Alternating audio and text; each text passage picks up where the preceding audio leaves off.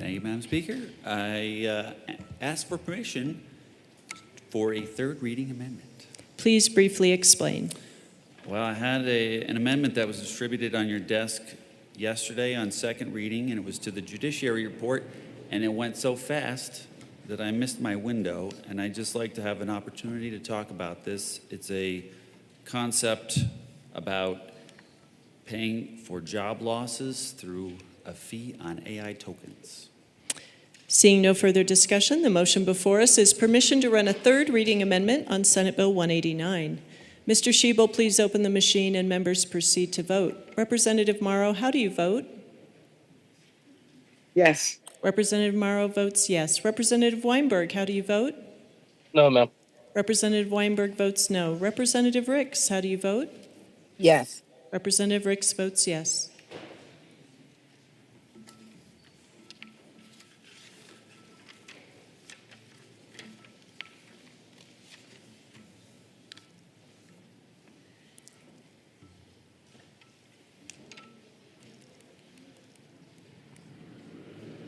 Please close the machine.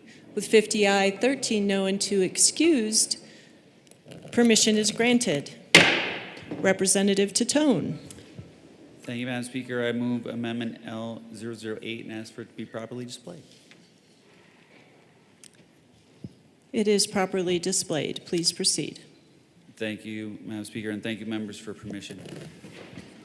This is a concept I was working on for quite a while this session, waiting for an opportunity to get it into another bill or to have a late bill put in place. You should have a copy of this on your desk.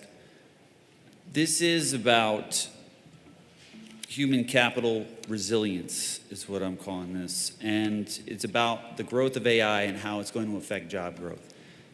Gemini Pro 2.5, just in a year from April 24 to April 25, went from utilizing 9.7 trillion tokens to 480 trillion tokens in a year. And for your information, token is just kind of a measure of how much computing capacity it takes to put a little bit of data through a GPU. But according to a recent Goldman Sachs report, workers displaced by AI could also see a decade of lower future wages. Historically, tech-displaced workers take an average of 3% pay cut, but workers will also face a higher unemployment risk in future years following that, and they're calling this a scarring effect because how much it persists. We've seen layoffs due to AI. Most recently, I just saw an article, the company Block, which owns Cash App and Square, nearly half of their 8,000 workers, 4,000 were just laid off, and they were saying it was from AI.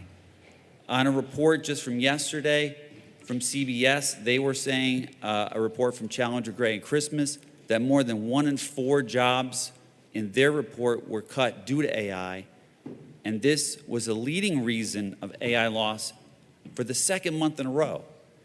They're saying 26% of the total cuts in April were due to AI loss. The largest losses were in the tech sector. But whether this is the actual reason or not, there's a dispute about whether AI is actually causing the job loss. It's costing money going into these jobs, and people are not getting paid as much as they have been getting. White-collar jobs are really at risk. This is not really happening before. Cloudflare just cut 20% of their jobs, 1,100 workers, because of a 6-fold increase in AI usage. Their stock price dropped 19% in one day. Another Goldman Sachs report said that AI job losses raised the unemployment rate by 0.1%.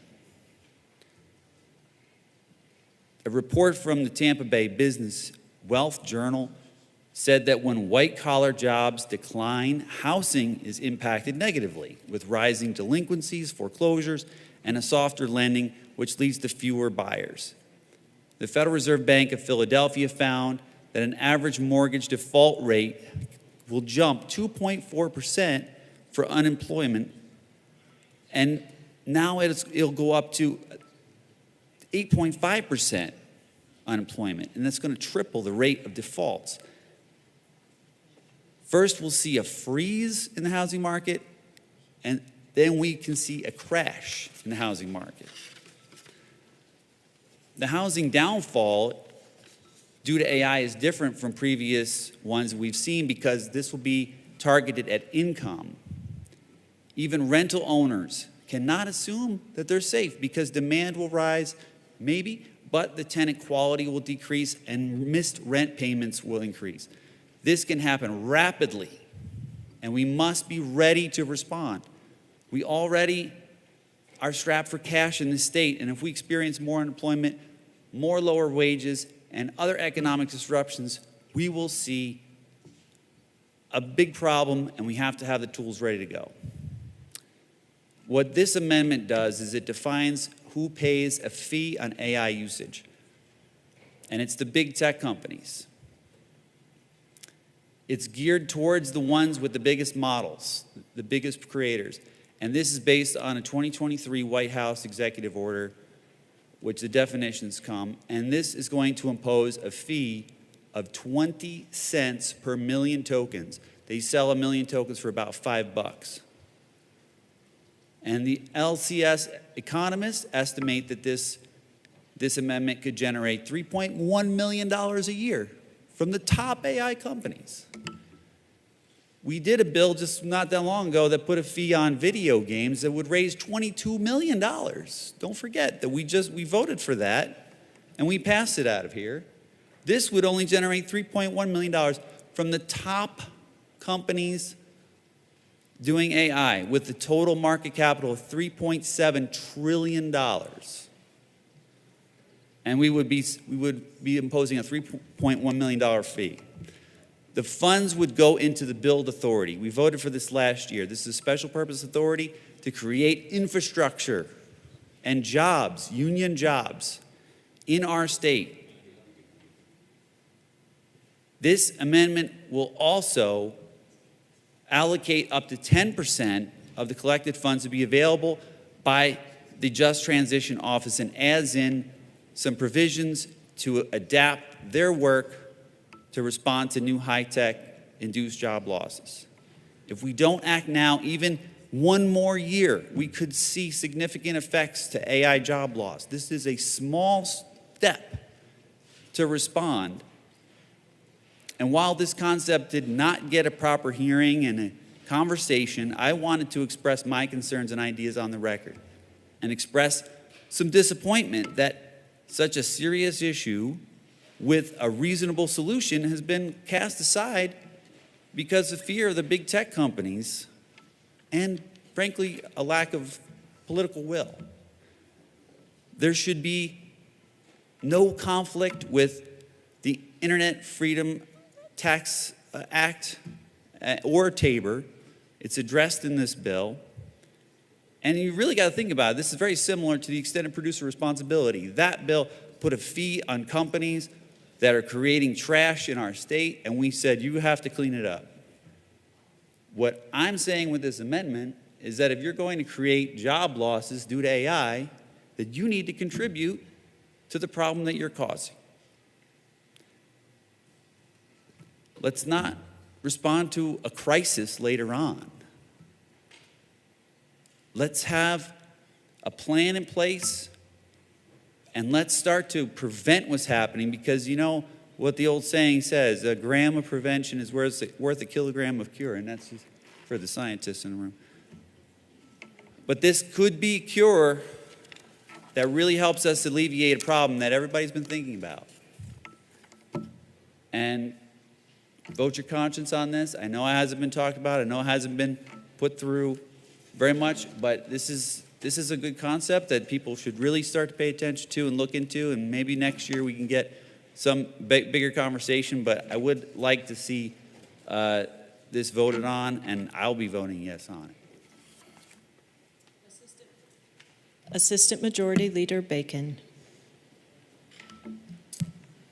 Thank you, Madam Speaker, and thank you, members. I want to recognize my colleague from Jefferson County in regards to her insights and her interests. For what it's worth, I think any conversation that we need to have in this space is probably worth having by the legislature. But I am respectfully going to ask for a no vote. The structure of this bill does not veer into this lane, and I think we might all be aware of how much time and space we have taken to get to the conclusion of what Senate Bill 189 is before you.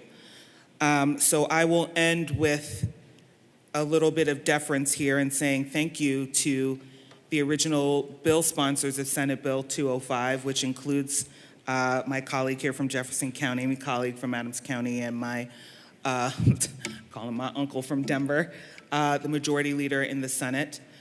They are pioneers, and they are incredibly insightful. But again, going to respectfully ask for a no vote on this amendment, and I hope we can get to the discussion of the underlying issues in Senate Bill 189. Representative Titone, this is your second time to speak. You have 2 minutes and 8 seconds remaining. Thank you, Madam Speaker. Just because I do respect the process that went into 189 and all the work that went into finding a compromise, I withdraw the amendment. The amendment is withdrawn.